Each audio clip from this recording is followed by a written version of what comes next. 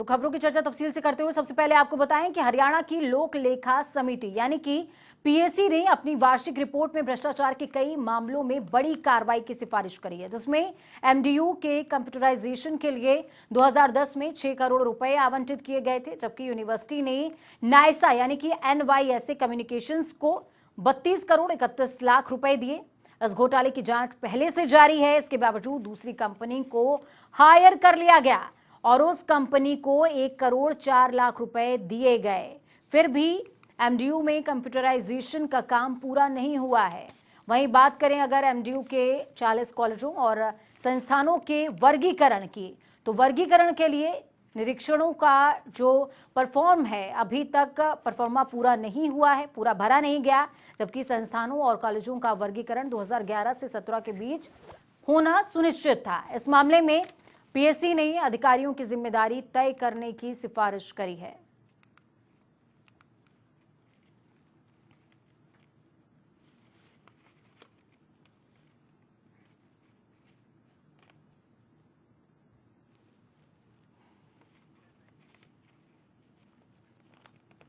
तो वहीं ग्राफिक्स के जरिए आपको दिखाते हैं कि पीएससी ने अपनी वार्षिक रिपोर्ट में भ्रष्टाचार के किन मसले पर बड़ी कार्रवाई की सिफारिश करी है। एमडीयू में सामने आया है बड़ा घोटाला। एमडीयू में कंप्यूटराइजेशन के लिए 2010 में 6 करोड़ रुपए आवंटित किए गए थे, जबकि एमडीयू ने नायसा कम्युनिकेशंस को 32 करोड़ 31 लाख रुपए दिए थे। जांच पहले से चल रही थी, इसके बावजूद दूसरी कंपनी को ठेका दिया गया। जिस कंपनी को हायर किया गया उससे 1 करोड़ 4 लाख रुपए दे दिए गए। एमडीयू में कंप्यूटराइजेशन का काम तब भी पूरा नहीं हुआ और अब एमडीयू के 40 कॉलेजों और संस्थानों के वर्गीकरण का मामला फंसा हुआ है और यह वर्गीकरण होना था 2011 से 2017 के बीच। वर्गीकरण के लिए निरीक्षणों का जो परफॉर्मा था वो भी पूरा नहीं भरा गया है और यह वर्गीकरण 2011 से 17 के बीच हो जाना था। पीएससी के अधिकारियों की जिम्मेदारी तय करने की सिफारिश की है।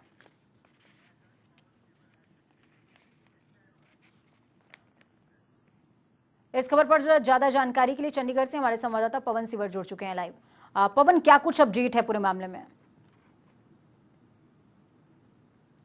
बिल्कुल, देखिए जो ये हरियाणा की पब्लिक अकाउंट कमेटी यानी जो लोक लेखा समिति है हरियाणा विधानसभा की, उसकी ये रिपोर्ट है जो ये मैं दिखाना चाहूँगा आपको। मार्च 2017 तक की जो ये रिपोर्ट हरियाणा विधानसभा के बजट सत्र की जो कार्रवाई थी उसमें पेश हुई, सदन के पटल पर ये रिपोर्ट आई और उसके बाद जो है वो कई चौंकाने वाले तथ्य जो हैं वो निकलकर सामने आए हैं।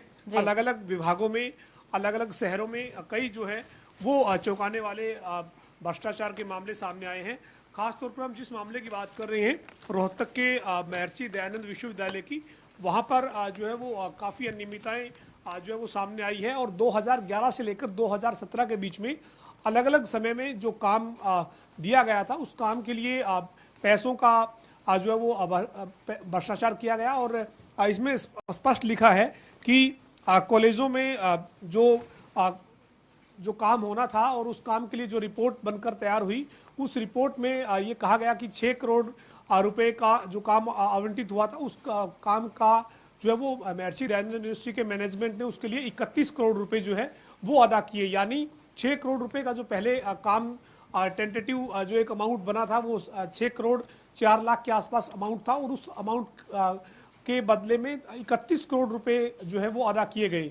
यानी 5 गुना जो पैसा है वो दिया गया और एक साथ ही जिस कंपनी को काम दिया गया उस कंपनी ने पहले काम पूरा नहीं किया था, उनकी पेमेंट रोकी गई थी, लेकिन इसके बावजूद उस कंपनी को और काम आवंटित करके उनको जो वो काम आवंटित किया और उसके बाद पैसा भी उनको रिलीज कर दिया गया। तो कई तरह के जो है वो आरोप इस रिपोर्ट में जो पब्लिक अकाउंट कमेटी हरियाणा विधानसभा की है उसमें कैग की रिपोर्ट जो थी उसके आधार पर ये सीएजी ने अपनी रिपोर्ट तैयार की है और कैग में जिन तथ्यों पर टिप्पणी की गई थी उन तथ्यों के आधार पर जो है वो ये कैग में जो टिप्पणियां थी उन टिप्पणियों के आधार पर ये कई खुलासे जो हैं वो हुए हैं।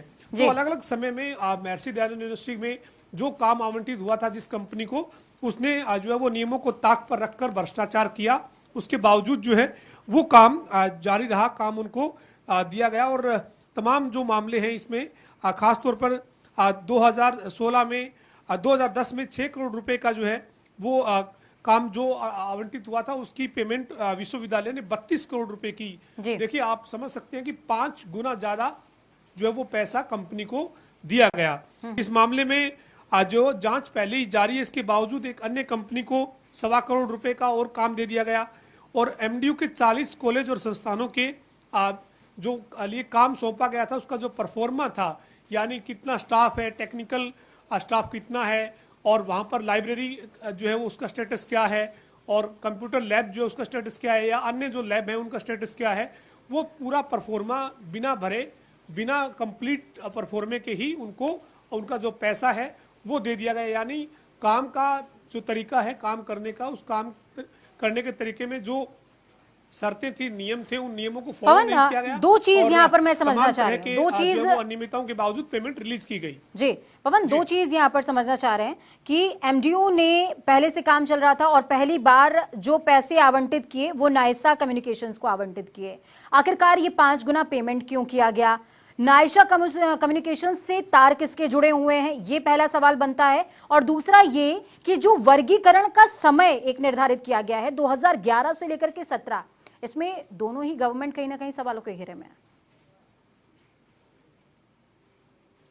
बिल्कुल, देखिए बात सरकार उस वक्त पूर्व में भूपेंद्र सिंह हुड्डा की थी, उसके बाद 2014 में भारतीय जनता पार्टी पूर्ण बहुमत के साथ सत्ता में थी।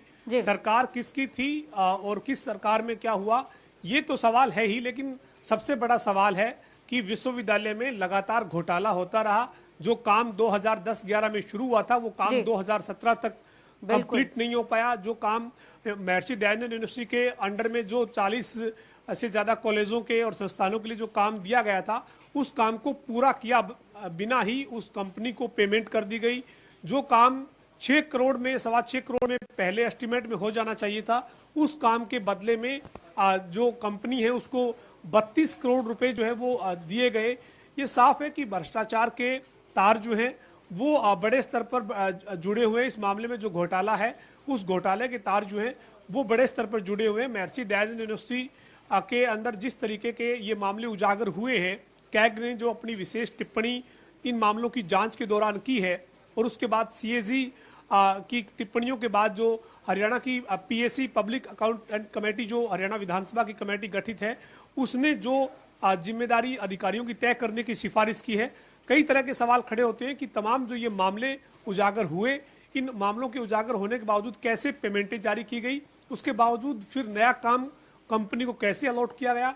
और एक नहीं, जो पीएससी की रिपोर्ट है उसमें कई मामले उजागर है। चाहे वो हम जो डीआई पाइप घोटाले की बात करें, जो गुरुग्राम में 2011 में जो है वो पाइप का 20 करोड़ 80 लाख की यानी करीब 21 करोड़ रुपए की जो पाइपें हैं वो खरीदी गई 2011 में।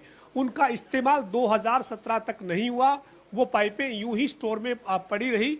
लेकिन ये समझिए आपकी 21 करोड़ रुपए की जो पाइप खरीदी उनका इस्तेमाल था नहीं, उसके बावजूद पाइपें खरीदने की मंजूरी दी गई।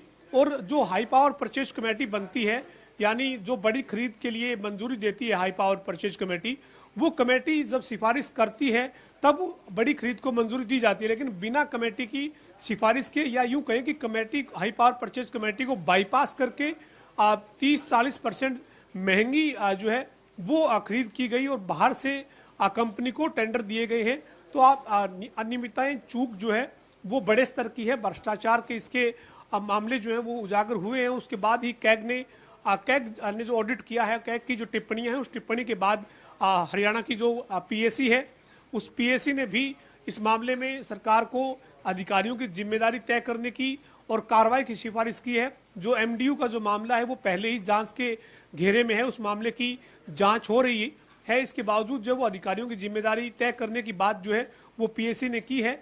लेकिन सबसे बड़ा सवाल यही है कि घोटाला सबके सामने था, घोटाला उजागर था, भ्रष्टाचार हो चुका था, इसके बावजूद फिर काम दिया गया और काम न केवल काम दिया गया बल्कि पेमेंट रोकने की बजाय कंपनी को पेमेंट कर दी गई।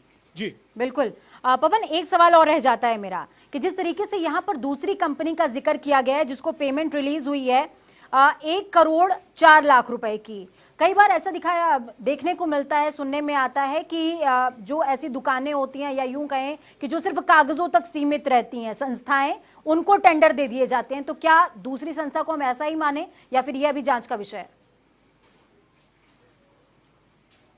देखिए, तमाम मामलों की एमडीयू के इन घोटालों की जो जांच है वो पीएसी की रिपोर्ट के मुताबिक जो है वो जांच के दायरे में ये सारी चीजें हैं, पहले ही जांच हो रही है। लेकिन जिस तरीके से दूसरी कंपनी को पेमेंट करने की बात की जा रही है, मैं आपको एक तथ्य बताना चाहता हूं।